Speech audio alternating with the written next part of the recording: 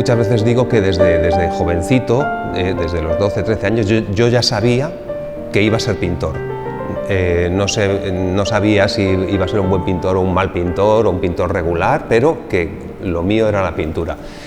Y bueno, mis padres tuvieron el acierto de apoyarme, me llevaron en Torrelavega, que es donde nací, al estudio de un pintor acuarelista, porque yo entonces lo que quería era pintar acuarelas. Este hombre se llama Julio Sansaiz, todavía vive y vamos, es muy mayor. Y aprendí muchísimo con él, tanto del dibujo de la perspectiva, las proporciones, el trazo en el dibujo. Y allí pinté mis primeras acuarelas y bueno, es con la persona que más he aprendido. De ahí, bueno, pues ya seguí yo después por mi propio camino pintando y bueno, empecé a picotear. En el arte moderno empecé a mirar, por supuesto, a Picasso, a Van Gogh, a Gauguin, bueno, todos los pintores desde los impresionistas hasta las primeras vanguardias. Pues eso, yo con 17, 18 años ya empecé a mirarlo y fui descubriendo muchas cosas, ¿no? Ahí empezó mi carrera. Mi primera exposición la hice con 20 años. Lo pinté con 19, era una pintura muy expresionista, con algo de dripping, incluso con esmaltes, nada que ver con lo que luego he hecho, ¿no? Pero bueno, presumo también de haber hecho mi primera exposición con 20 años. Y luego, bueno, estudié Bellas Artes en la Facultad del País Vasco, me gustó mucho, me metí en el mundo de la enseñanza, en enseñanza secundaria, he estado ahí trabajando unos cuantos años en el Instituto de Cabezón de la Sal. Me encanta ser profesor de educación plástica, de dibujo técnico no tanto, pero de educación plástica sí. Pero bueno, ocurrió que desde finales de los 90, principios del nuevo siglo, empecé a exponer con la Galería Siboney de Santander. Bueno, mi pintura cayó bien y entonces desde hace ya, pues no sé, 16, 17 años, me dedico plenamente a la pintura. Quería decir que desde joven también sabía que quería vivir en el campo, en la naturaleza, que las grandes ciudades no son para mí. Bueno, una de las grandes pasiones que he tenido, aparte de la pintura y que tengo, es eso, la naturaleza, la montaña, los árboles, los animales. Eso cuanto más en contacto puedo estar con ello, pues yo lo agradezco, ¿no? Y no sé si es un poco pedante decir que lo necesito, pero desde luego es donde estoy en mi hábitat. De los paseos, de las excursiones largas por la montaña, ahí desde luego yo estoy mirando constantemente, estoy empapándome de paisaje que luego evidentemente se reflejan en mis cuadros, ¿no? Aunque nunca no pinto lugares concretos. Siempre pinto en el estudio, yo siempre pinto en el estudio. Cuando paseo o voy de excursión por el monte, sí que llevo un blog de dibujo y hago bocetos, pero es por el puro placer de dibujar. Luego esos dibujos los almaceno en mis libretas de dibujo, pero nunca sirven no me sirven para hacer cuadros, me sirven para relajarme, para disfrutar y para mirar, ¿no?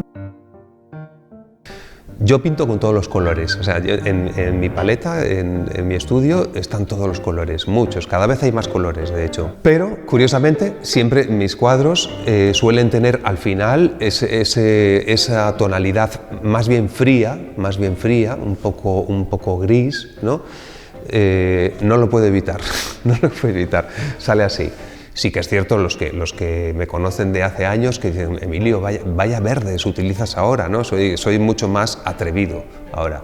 En el pasado, hace 10, 15 años, los verdes que yo utilizaba eran siempre verdes muy pálidos, muy poco saturados, ¿no? Ahora soy capaz de utilizar un verde veronés, un verde esmeralda, Cada vez me preocupa menos el encontrar un foco de iluminación en mis cuadros, ¿no? Cuando uno es un principiante, bueno, cuando yo era un principiante, siempre pensaba, bueno, la luz que venga de aquí, de la derecha, o que venga de la izquierda, ¿no? Y entonces En función de eso, quedan iluminadas las figuras, proyectan la sombra en una dirección y todo queda redondo. Eso, poco a poco fui dejando de pensar en ello, ¿no? Entonces, bueno, iluminaba como me venía en gana, y de hecho en algunos cuadros hay unos objetos, unas formas iluminadas desde un extremo y otras desde el otro, y no pasa nada. Lo importante es que al final el cuadro, cuando lo observas, lo contemplas, no te chirríe, entonces da igual. Y luego ha ocurrido que ya en muchos de los últimos cuadros ni siquiera, o sea, hay luz, pero no se sabe de dónde viene la luz. Es como si fuera lo que yo a veces denomino una luz de acuario en la que está totalmente homogeneizada la luz, no hay luces y sombras. Eso ocurre en algunos de mis cuadros. Sin embargo, también me gusta a veces cuando me centro más en paisajes, bueno, con un poco de ondulación, colinas, montañas, sí que me gusta utilizar también, que eso lo he visto mucho en los pintores antiguos, partes de luz, partes de sombra. Como cuando estamos delante de un paisaje y las nubes corren por el cielo y entonces vemos cómo la sombra que proyectan en las montañas se va desplazando, ¿no? Aparte de la pintura antigua, pues siempre me he fijado mucho en las vanguardias y especialmente en el surrealismo. Así como el cubismo, por ejemplo, me encanta ver cuadros cubistas, pero nunca lo he llevado a mi territorio. El surrealismo, sí. Para mí el surrealismo es una vanguardia que en lo visual es inmensa. O sea, el surrealismo es una mina de imágenes, de relatos, es inmenso. El surrealismo no se inventó en el siglo XX, hay pintores en la antigüedad que también. Bueno, el Bosco es el ejemplo más evidente, ¿no? Y sí, en esta exposición, desde luego, le debe mucho al surrealismo, ¿no? Y muchas veces me han dicho que es una pintura narrativa, y lo tengo que entender como eso, que al final estoy contando una historia. Puede ser, o sea, no voy a decir que no, pero no sé qué historia es. Soy un lector, no sé si bueno o malo, pero voraz de novela decimonónica, sobre todo, y sobre todo novela rusa y novela inglesa. Jane Austen, las hermanas Bronte, tal, sí, ahí hay un paisaje, un estilo de vida que se traslada luego a algunas de las damas, de las escenas de la dama con el caballero, el perro, ¿no? Tiene mucho que ver con el modo de vida británico en el siglo XIX, digo, las vestiduras de mis personajes, ¿no? Normalmente, bueno, no soy un experto, ni mucho menos, no analizo cómo son los trajes, cómo llevan las polainas, cómo llevan los zapatos, no. Simplemente el estilo, el ambiente. Por ejemplo, en los títulos de los cuadros en esta exposición, sí, efectivamente, hay uno que se titula Claude, escrito Claude, aparece una figura humana, que es una mujer, está en un término un poco alejado, muy pequeñita, y ella es Claude.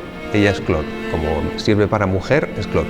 Pero sin embargo, la referencia del cuadro, el título, es a Claudio de Lorena, pintor francés del siglo XVII, uno de los mejores paisajistas que ha habido nunca y que a mí me fascina.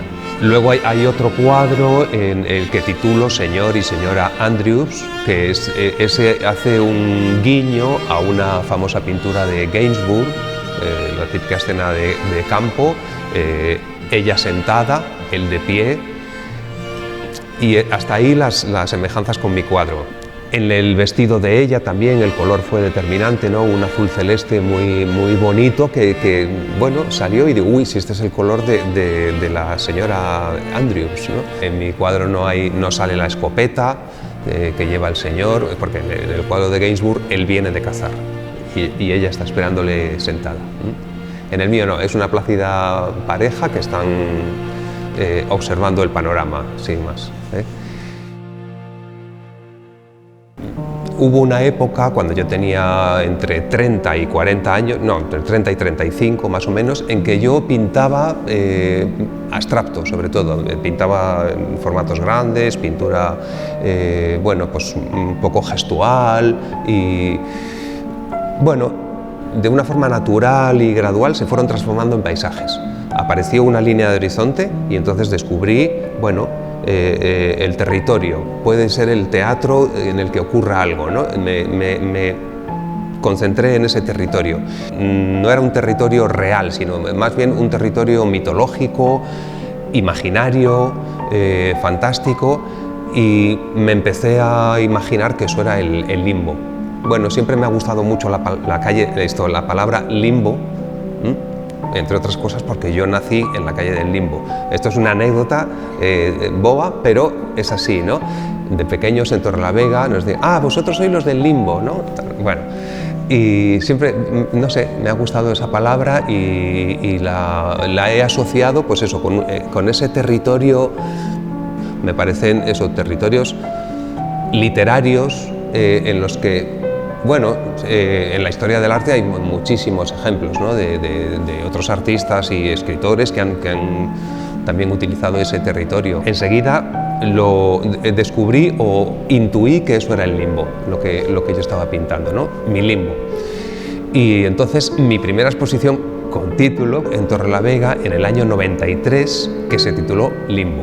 Sí que han pasado muchas cosas desde entonces aquí en mi pintura, ¿no? En mis cuadros casi no había nada. Había una línea de horizonte, había un arbolito, una casita y poco más. Bueno, con los años me fui dejando llevar hacia una pintura cada vez más naturalista, en el sentido de que aparecían árboles con distintas formas, empezaron a aparecer plantas, helechos, nubes, tormentas, bueno. Y ha ocurrido que de hace un tiempo para acá, no sé si 3, 4 o 5 años, 5 como mucho, empecé a desnudar otra vez mi pintura, empecé a despojarla otra vez de contenido y entonces ha sido como una vuelta de tuerca, ¿no? Y digo, he vuelto al limbo. Bueno, pues esta exposición de Barbastro creo que refleja esa vuelta, ¿no? Y de ahí el título de Paisajes del Nuevo Limbo. Podría haberlo explicado más con menos palabras, pero me ha sido imposible.